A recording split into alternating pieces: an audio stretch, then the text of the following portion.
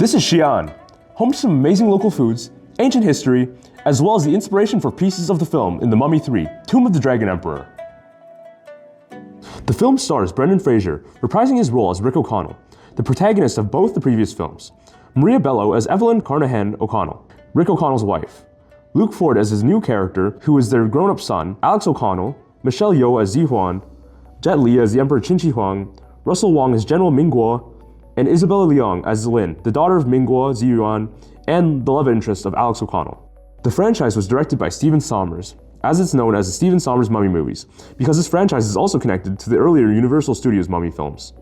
For some basic facts about the film, Mummy Tomb of the Dragon Emperor is the third installment released in 2008 in the Mummy franchise out of 5 films, with the next installment being slated to release in 2026, and the first film being released all the way starting from 1999.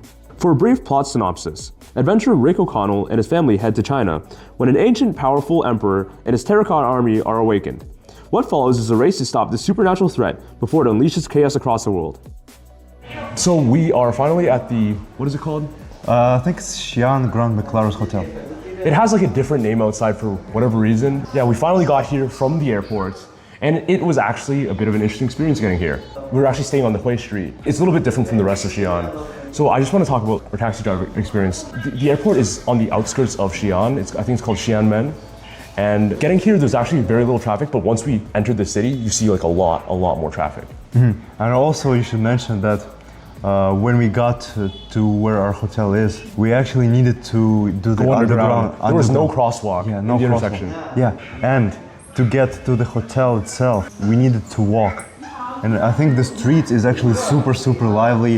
There are a ton of like food So much stalls. life, so much culture. Yeah. You can tell that this place has a lot of history. Yeah. So we'll see you guys when we explore the street itself. So bye for now.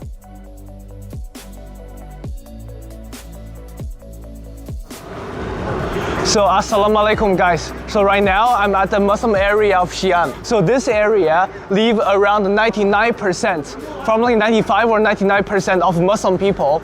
If you're traveling here, make sure you respect their cultures. And we call them Chinese Muslim, which is also called a Huizhu. It's very important because sometimes if you take a picture of them, they will not like it. So make sure you follow the Muslim law. The important thing is every food here are halal. This area, roads are pretty narrow. However, the traffic is insane. There's so many e-bikes and tricycles around here. You will see a lot of Muslim people wearing the hats or wearing hijab. And there's many Chinese non-Muslim travelers coming here to try the food. In fact, the whole street are full of restaurant and food. You can find all the halal food of everything. Xi'an food or Northwest food, Uyghur food, all around these areas. This area lived around 34,000 people. I believe more than 90% of them are Muslims. See, there's a common last name of the Chinese Muslim, which is called the Hui people. It's a name Ma. Ma is a short form of Muhammad. But in Chinese, we always call them Ma. Look, there are so many Ma something, Ma something, Ma something, Ma something. We have a saying in China, it's among 10 Muslim Chinese, 9 of them have a last name Ma. So I want to talk a little bit about its weather. As a Canadian, I think it is very similar to Canada weather. So in the winters, the northwest of China gets very cold, and in the summers it gets very hot. And actually, Xi'an is probably one of the Northwest's biggest cities and probably most diverse as well. Xi'an blends imperial grandeur with a lived-in modern energy. Walking in its streets, you can feel the contrast immediately. Towering city walls and temples on one side, neon-lit food stalls, and busy markets on the other. Okay, guys, here we are. We're on Huiminjie, so that means it's a traditional Hui Muslim street. And we're at a restaurant here trying rojamo. It's a traditional restaurant. It has a bunch of the signature Hui dishes that you can get. And if we didn't describe what Hui it is pretty much the Muslim Chinese people of China. And actually, rojamo is not a Hui traditional dish. It's actually a Xi'an traditional dish, but this is the Hui version, which means it's halal. Yeah, so basically what rojamo is, it's like a piece of bread with meat inside. So it's pretty simple, but I hope it's really delicious. It's like a meat sandwich, like a loose meat sandwich. Yeah, think about it like that. Yeah, similar to that. So let's actually try it. First bites. Yep.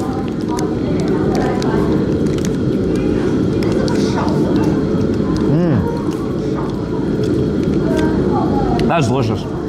That's really good. The bread is nice and crispy, and the bread has a nice bready flavor, and you can tell it was made fresh.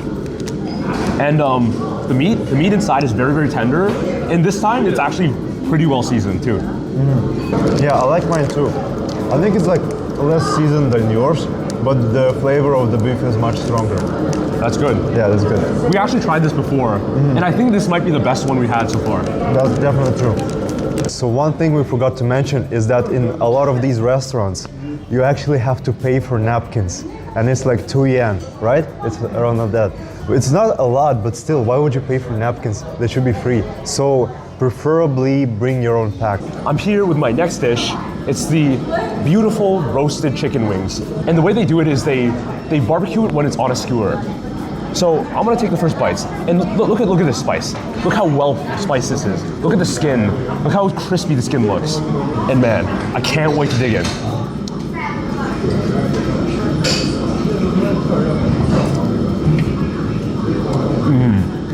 That is delicious. The spice is done perfectly.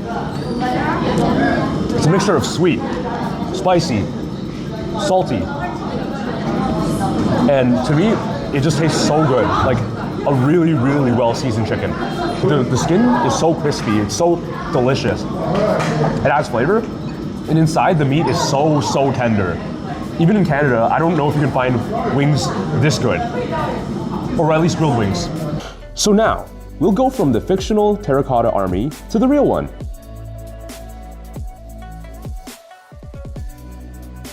Behind us is the actual reassembled terracotta army after it was destroyed and rebuilt.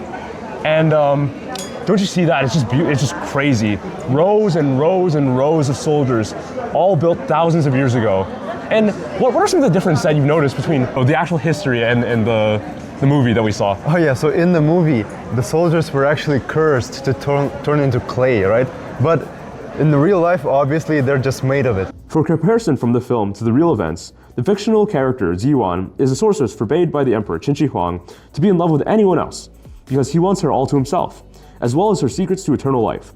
However, she is in love with his general Mingguo. When Qin Shi Huang finds out about this, he executes Mingguo for his betrayal, and as punishment for Xi'An.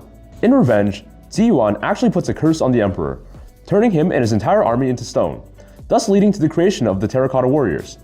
So pretty much in real life, the Emperor that built these was actually preparing for his death, and they were being built before he died. Because one thing that he wanted was that when he died and entered the afterlife, he wanted his entire army with him.